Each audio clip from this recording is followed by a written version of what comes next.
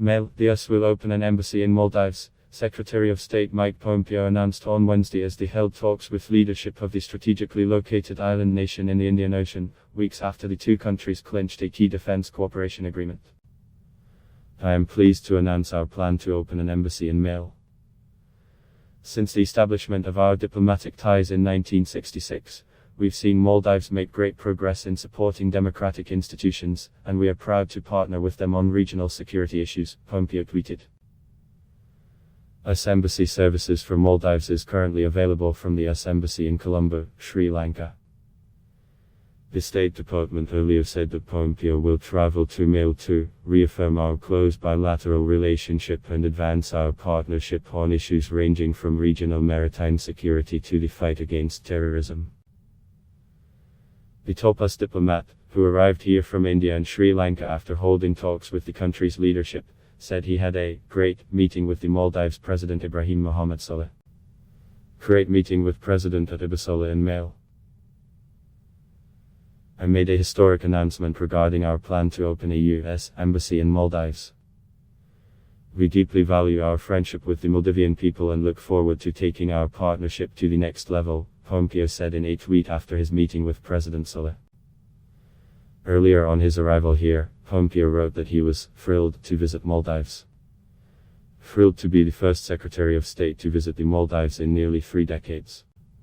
I look forward to strengthening the US Maldives relationship and discussing our mutual interests in a free, open, and rules-based sharp Indo-Pacific region, he tweeted. Maldives currently hosts resident diplomatic missions from the UK, India, Sri Lanka, Bangladesh, Pakistan, Saudi Arabia, Japan and China. In September, the US and the Maldives inked a defense cooperation deal with Maldives amidst the Chinese Navy's growing presence in the Indian Ocean.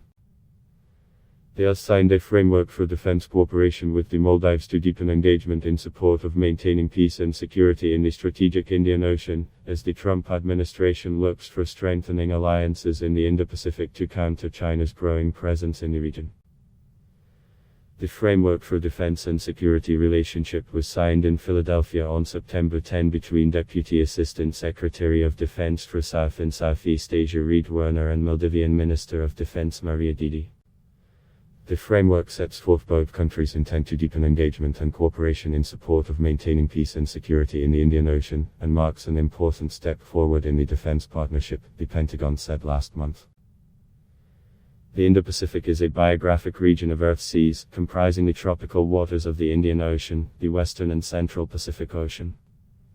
Maria said the framework will strengthen defense and security cooperation between the two countries, Maldivian portal Sun Online reported.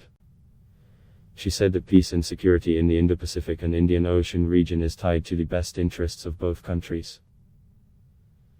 She stressed the importance of bilateral dialogue and engagement, against a backdrop of growing transnational threats such as piracy, violent extremism, terrorism, and illicit trade, which she said remained relevant, even amidst the coronavirus pandemic.